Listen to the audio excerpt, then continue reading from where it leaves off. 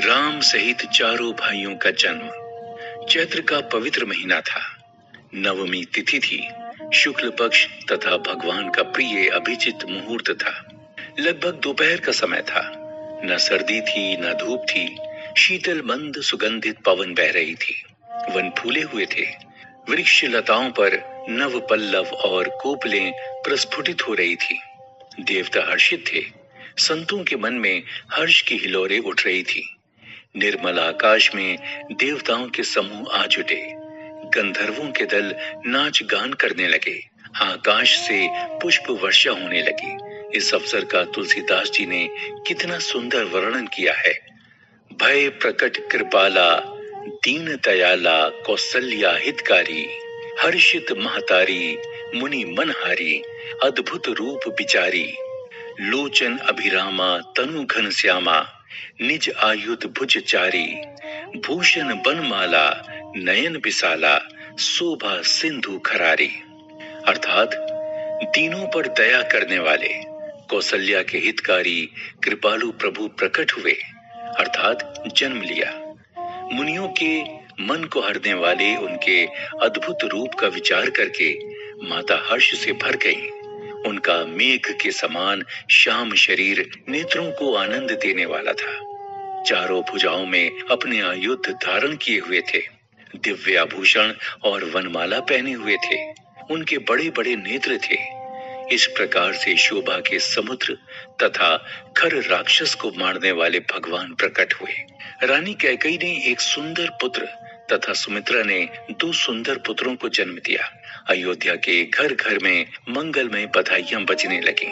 स्त्रियों के झुंड जहां तहां आनंद में मगन हो रहे थे। दिन महीने भर का हो गया, पर इस रहस्य को कोई नहीं जान पाया। सूर्य देव अपने रथ के साथ वहीं रुक गए। फिर रात किस तरह होती।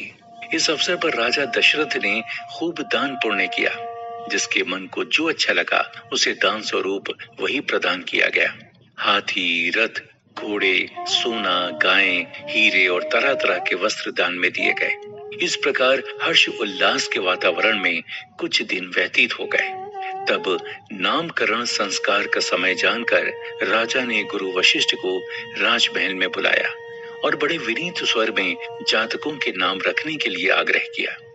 सब प्रकार से शुभ अवसर जानकर गुरु वशिष्ठ बोले, हे राजन, ये जो सुख की खान है और जिनसे कण कण सुखी होता है, उनका नाम राम है।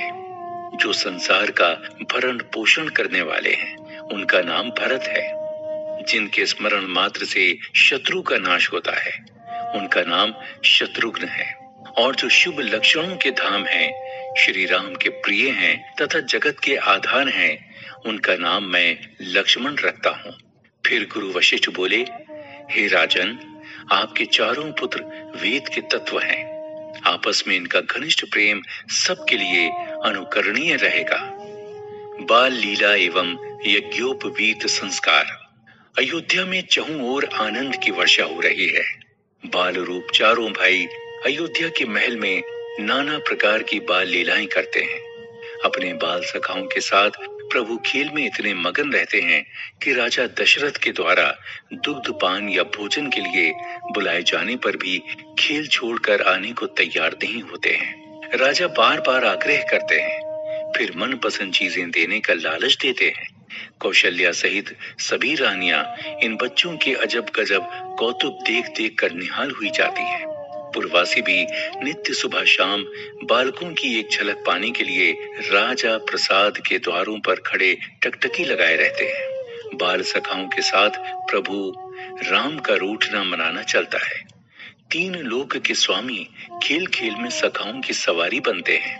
माताएं उन्हें पकड़ने के लिए आगे बढ़ती हैं तो वो बल खाकर दूसरी ओर दौड़ जाते हैं और माताओं को खूब छकाते हैं।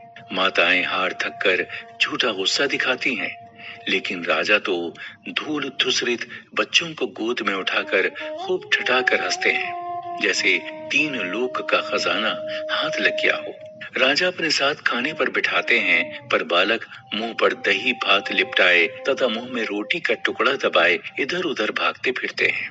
अयोध्या वासी ही नहीं, आकाश से देवता भी प्रभु की बाल लीलाओं को देखते हुए दिन बिताते हैं। इस तरह चंद्र राशि की तरह बढ़ते हुए चारों भाई कुमार अवस्था में प्रवेश कर गए हैं। शिशु अवस्था अब समाप्त हो चुकी है। गुरु वशिष्ठ के राजा को सुझाव दिया कि अब चारों कुमारों का यज्ञोपवीत संस्कार हो जाना चाहिए। तब राजा बोले कि शुभ काम में देरी क्यों? शीघ्र सब कुटुंबी और नगरजनों की उपस्थिति में चारों भाइयों का उपनयन संस्कार हुआ।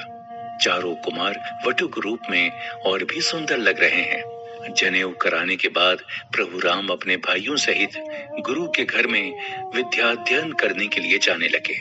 चारों बालक जिन जिन गलियों से होकर गुजरते हैं, वहां के नर नारियों के मन उनकी शोभा देखकर अघाते नहीं हैं। स्नेह से उनके अंग शिथिल पड़ जाते हैं। अब राजा दशरथ से ज्यादा सुखी संसार में कोई नहीं था। अवधपुरी के स्त्री पुरुष, बूढ़े और बालक सभी को कृपालु श्री राम जी प्राणों से भी बढ़कर प्रिय थे।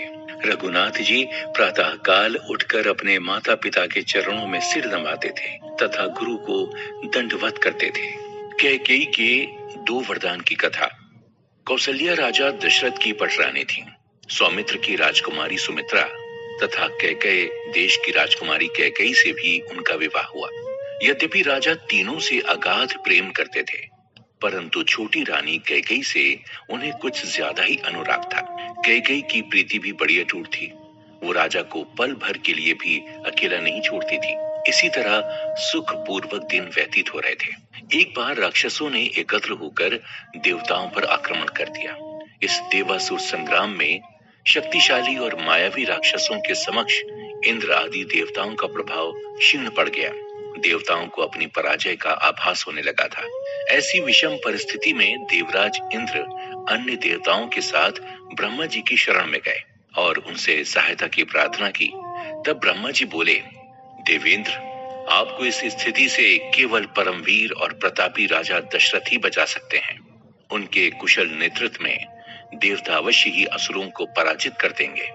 इंद्र उसी समय राजा दशरथ के समक्ष उपस्थित हुए और प्रार्थना करते हुए बोले, हे राजन, सृष्टि पर आज घोर संकट घिराया है। राक्षसों ने स्वर्ग पर आक्रमण कर यहाँ की संपूर्ण व्यवस्थाओं को नष्ट भ्रष्ट कर दिया है।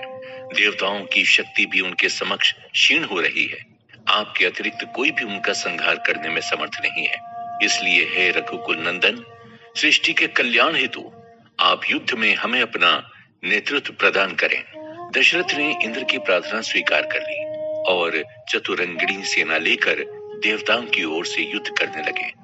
इस युद्ध में कैकेयी भी उनके साथ थी।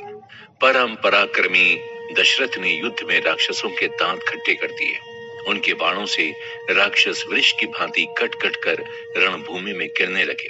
तभी सहसा दशरथ के रथ की धुरी पर एक बाण आकर लगा और धुरी टूट गई। रथ लहराने लगा। उसका पहिया किसी भी समय बाहर निकल सकता था। ऐसे समय में दशरथ के साथ बैठी रानी कैकेयी ने अपनी उंगली धुरी के स्थान पर फंसा दी। पहिया अपने स्थान पर जाकर पुनः स्थिर हो गया। इस प्रकार कैकेयी ने राजा दशरथ की रक्षा की। दूसरे दिन राक्षसों ने पुनः पूरे वेग से दशरथ पर आक्रमण किया। दशरथ ने उनके प्रत्येक वार का प्रत्युत्तर दिया, लेकिन राक्षसों ने उनके सारथी को मार डाला। दशरथ का रथ राक्षसों की सेना के बीच घिर गया।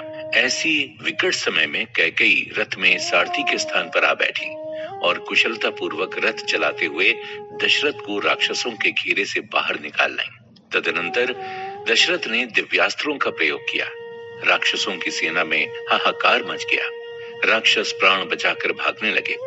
राजा ने उन्हें किसी प्रकार से संभलने तथा अपनी शक्ति को बटोरने का मौका नहीं दिया। बड़ी संख्या में राक्षस मारे गए और जो जीवित बचे वो मैदान छोड़कर भागते बने। देवासुर संग्राम में अंततः देवताओं की विजय हुई। देवताओं ने राजा दशरथ को अमूल्य उपहार देकर बड़े सम्मान के साथ विदा किया। साहसी रानी कैकेयी ने अपनी जान जोखिम में डालकर राजा के प्राणों की रक्षा की थी। इसलिए उन्होंने इस विजय का सारा श्रेय कैकेयी को दिया और खुश होकर रानी से 2 वरदान मांगने को कहा। इस पर रानी कैकेयी ने कहा, महाराज, इसमें मेरा कोई पराक्रम नहीं है। मैंने तो अपना कर्तव्य पूरा किया है। रही वरदान की बात, तो जब मुझे जरूरत होगी तब मांग लूंगी। अभी मुझे आपके सिवा कुछ नहीं चाहिए। मैं तो आपका स्नेह भर चाहती हूँ।